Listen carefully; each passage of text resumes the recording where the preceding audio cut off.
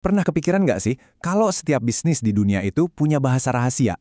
Bukan bahasa Inggris atau Mandarinnya, tapi sesuatu yang jauh lebih universal. Sesuatu yang nentuin mereka bakal sukses atau gagal.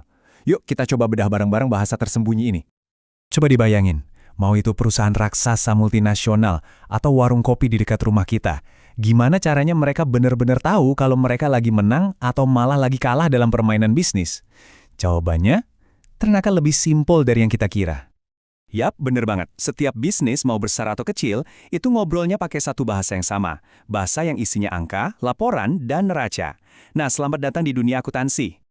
Jadi, di bagian pertama ini, kita bakal bedah tuntas bahasa ini. Kita bakal lihat aturan mainnya, sejarahnya, dan yang paling penting, siapa aja sih yang sebenarnya dengerin percakapan ini? Udah siap? Oke, ini emang definisi formalnya. Anggap aja ini kayak kamus atau buku panduan kita lah ya.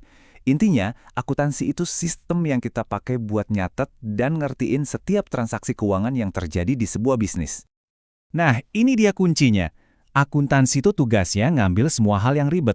Penjualan, biaya, investasi, terus diubah jadi cerita yang jelas. Cerita tentang sehat atau enggaknya sebuah perusahaan yang bisa dimengerti sama siapa aja. Dan disitulah letak kekuatannya. Mungkin kamu mikir akuntansi itu ya modern dan agak ngebosenin gitu ya. Padahal ini tuh ide yang revolusioner banget dan sejarahnya wah panjang dan seru. Jadi ceritanya gini, semua ini dimulai tahun 1494. Ada matematikawan Italia, Luca Pacioli, yang nemuin ide jenius, pencatatan berpasangan. Nah, ini jadi fondasinya. Maju ratusan tahun, di abad ke-18, sistem ini dipakai buat danain proyek-proyek kolonial raksasa. Keren kan? Dan di zaman modern, kayak yang diadopsi Indonesia tahun 80-an, sistem ini jadi standar global yang nyatuin dunia bisnis sampai sekarang. Oke, sekarang kita udah tahu nih, bahasanya itu apa. Pertanyaan berikutnya, cerita keuangan ini sebenarnya dibuat-buat siapa sih? Karena kan setiap informasi itu pasti ada audiensnya.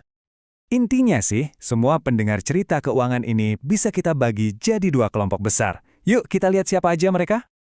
Jadi kita bisa bagi jadi dua nih. Ada orang dalam, tim yang ngejalanin perusahaannya, sama orang luar, dunia yang ngawasin dari jauh. Dan pastinya kepentingan mereka beda-beda. Nah, ini dia perbedaannya. Bayangin aja gini, pihak internal itu ada di dapur. Mereka pakai data rahasia buat masak strategi dan nentuin langkah berikutnya. Sementara itu, pihak eksternal itu kayak para tamu atau kritikus makanan. Mereka cuma lihat hasil akhirnya di meja makan buat menilai. Yuk, kita mulai dari dalam dulu. Pengguna internal yang paling utama, ya jelas manajemen. Mereka itu kapten kapalnya. Yang butuh peta, nah petanya ini ya informasi akuntansi, buat ngarahin perusahaan. Dan ini nih cara mereka pakai datanya. Mereka tuh nggak cuma liatin angka, tapi mereka nyari jawaban. Perlu potong biaya nggak ya? Investasi di produk baru oke nggak ya? Nah, semua keputusan gede itu mulanya dari sini. Dari kemampuan mereka ngebaca cerita keuangan internal perusahaan. Oke, sekarang kita pindah ke audiens yang di luar perusahaan. Wah, ini banyak banget nih yang berkepentingan.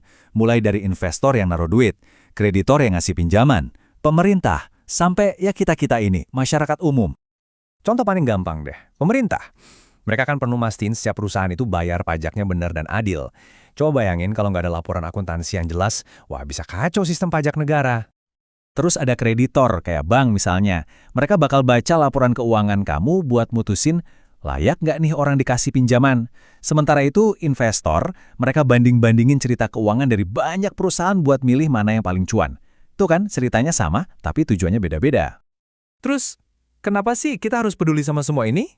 Jawabannya simpel, karena ngerti bahasa ini itu bukan cuma soal angka, tapi soal bisa ngambil keputusan yang lebih pintar. Nah, ini dia intinya. Kalau bahasa ini diomongin dengan benar dan jelas, semua orang jadi untung.